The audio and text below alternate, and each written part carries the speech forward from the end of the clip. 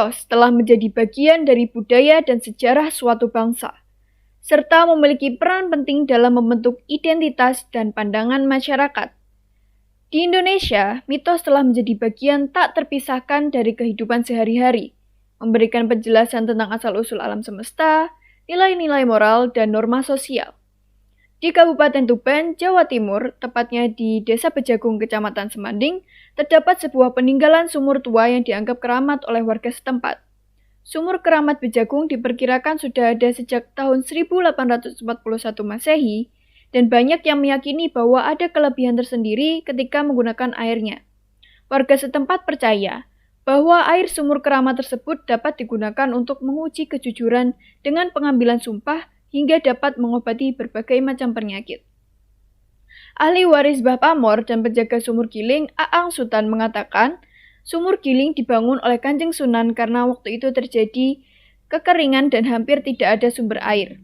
Menurutnya, pada tahun 1980 hingga 1990-an, di mana sumber informasi dan teknologi masih sangat minim di kawasan tersebut, ritual untuk mencari kebenaran dilakukan dengan cara spiritual, yaitu dengan memanfaatkan media air sumur Giling untuk mengambil sumpah kepada terdakwa sebuah kasus kala itu. Namun, apakah mitos tersebut perlu untuk terus dipercaya oleh masyarakat? Karena di era yang modern ini, mitos seringkali dipandang sebagai hambatan terhadap kemajuan dan pengetahuan ilmiah. Seperti ketika mengambil sumpah, salah satu orang pasti akan meninggal. Orang yang dituduh mencuri akan mengambil sumpah dengan meminum air sumur tersebut, dan jika orang tersebut tidak mencuri, maka orang yang menuduh akan meninggal. Begitu pula sebaliknya. Meski demikian, kita tidak bisa serta-merta menolak mitos hanya karena bertentangan dengan logika dan pengetahuan modern. Karena mitos adalah warisan budaya yang dapat memberikan pelajaran hidup bagi kita. Mitos menjadi jembatan untuk menghubungkan masa lalu dengan masa kini, serta memberikan kita pemahaman yang lebih mendalam tentang sejarah dan budaya kita.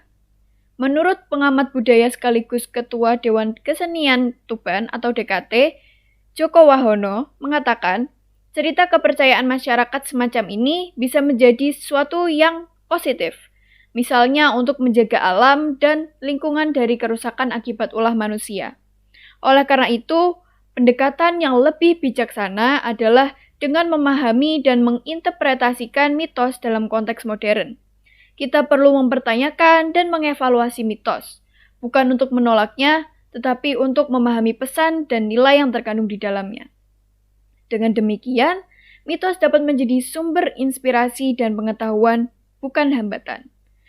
Dengan pendekatan yang tepat, kita dapat memanfaatkan mitos sebagai alat untuk memahami diri kita sendiri dan dunia di sekitar kita.